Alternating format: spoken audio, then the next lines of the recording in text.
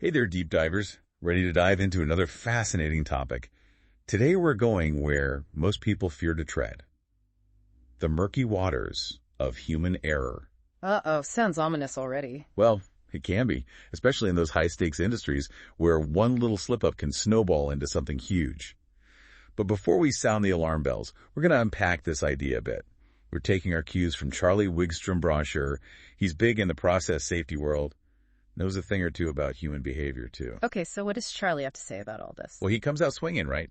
He's saying 70 to 90% of accidents, you guessed it, blamed on us, human error. Whoa, those are some hefty numbers. Makes you wonder if we're really that hopeless. Right. Makes you stop and think, is it really that simple, though? I mean, is human error the whole story? That's the million-dollar question, isn't it?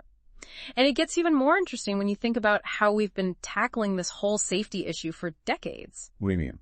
Well, there's this whole field, human factors. It's all about optimizing how we interact with technology. The idea being, if we can just design things the right way, those pesky human errors will disappear. Makes sense, right? We've all struggled with a confusing app or gadget at some point.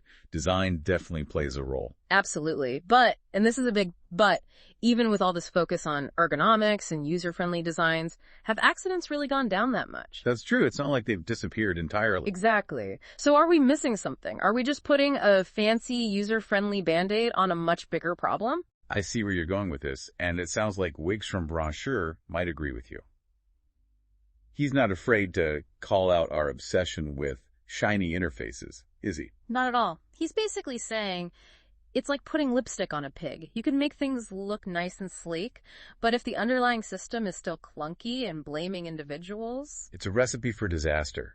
If only they'd followed the procedure. It's always easier to point the finger than to question the system itself. Right. And that blame game is a dead end. It prevents us from understanding the real reasons these errors occur in the first place. It's like we're trying to squeeze these square pegs of human behavior into the round holes of our systems. And then we wonder why things get jammed up. Wigstrom-Brasher really goes after this whole human performance management approach, which, on the surface sounds good, right?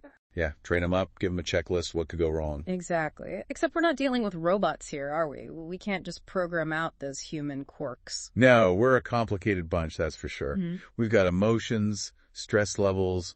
Maybe we didn't sleep well last night. Right. And those things absolutely impact our performance, no matter how much training we have. It's like, remember that time you spilled coffee all over your keyboard? You knew better.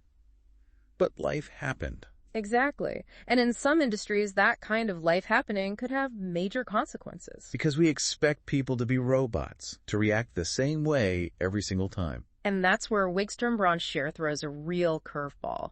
He calls this whole pursuit of human reliability perhaps the most dangerous concept of all. Hold on. Dangerous. Isn't reliability a good thing? I mean, we want reliable people, right? Of course, but it's the framing, the expectation that we can engineer out human fallibility. That's where things get dicey. So you're saying aiming for human reliability is setting us up for failure? In a way, yes. Because we're setting these unrealistic expectations of human beings. We're ignoring the reality that we are not machines. We're emotional creatures. We act on instinct. We adapt on the fly. Precisely. And those are features, not bugs. We need to design systems that work with those human traits, not against them. We're masters of improvisation. Give us lemons, we'll make lemonade, right? But instead, we're stuck in systems that seem designed to punish every little deviation. Exactly. It's like we're afraid of our own adaptability. Wigstrom-Brasher is calling for a complete 180. Instead of trying to eliminate human error, what if we designed our systems to anticipate it? Now that's a thought. Designed for the oops, not just the ideal scenario. So instead of asking, how do we stop people from messing up, we should be asking, what happens when they do? And how can we make those mess-ups less consequential? It's about building in those margins of error, those redundancies. So it's not about accepting that accidents will happen. It's about minimizing their impact. It sounds like we need to totally rethink our relationship with error. Absolutely. And that's really the heart of Wigstrom-Brasher's argument. It's not about making humans more reliable. It's about making our systems more human-centered. I love that. More human-centered. Because at the end of the day, we're the ones using these systems, interacting with them, making them work. And sometimes breaking them. But that's okay. It's part of what makes us human. Deep divers, I think we've stumbled onto something pretty profound here. It's not about striving for some impossible standard of robotic perfection. It's about embracing our humanness, quirks and all, and designing systems that can roll with the punches. Systems that can adapt and evolve right alongside us. Now that's a future I can get behind. So as you go about your day, I challenge you to look around at the systems you encounter, big and small, and ask yourself, are they designed for robots or for humans? And if the answer is the former, maybe it's time for a redesign. Until next time, keep those deep dives going.